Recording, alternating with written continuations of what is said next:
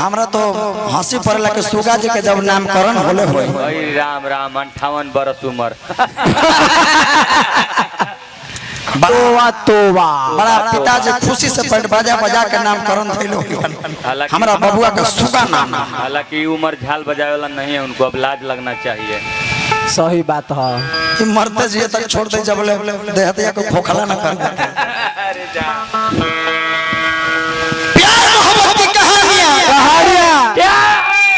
किताबों में लिखी गई पढ़ने के लिए, कलम से ना तोर बाबूजी के पेंसिल से। का तोर बाजू वाला ओ ठीक है भाई, चलो ठीक है बात आगे बढ़ो। हाय देखिए भूरी सरवा का हाय देखी हाय देखी पीछे सरवा के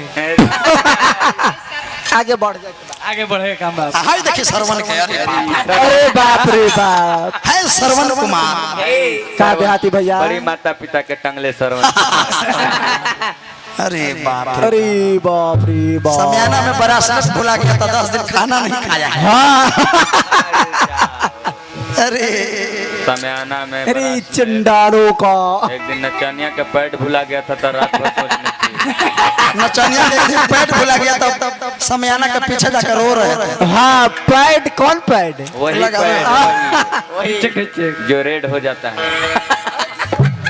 अरे दिल वाले आंखों का हर बात समझ लेते हैं, सपनों में भी मिल जाए उसे मुलाकात समझ लेते हैं।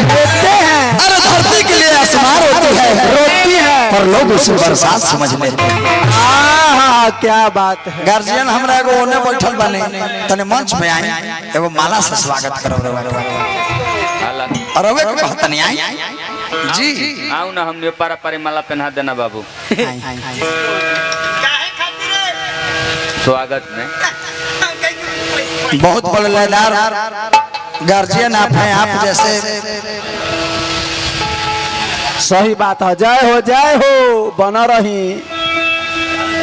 क्या बात है, क्या बात है। अरे तो जीजा जी गार्जियन ना होले ना होले अच्छा नहीं होता है गार्जियन, नहीं होते हैं। अरे मैं शब्द का बाण मारूंगा। तब जीजा जी के मजाक बना के रख दिया लोग। जीजा जी का डमरू बना जीजा जी का तेरी बहन के चौदह का मजाक बना के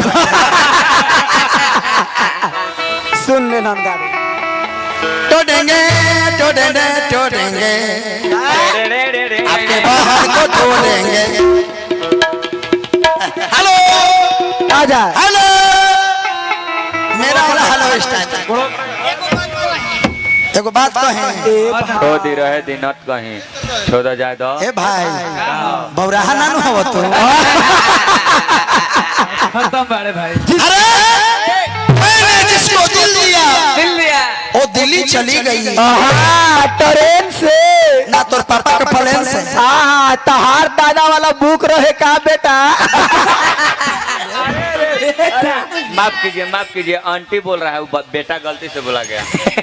देखिए हमरे से पैसा भी कमाता है। पापा बोलेगा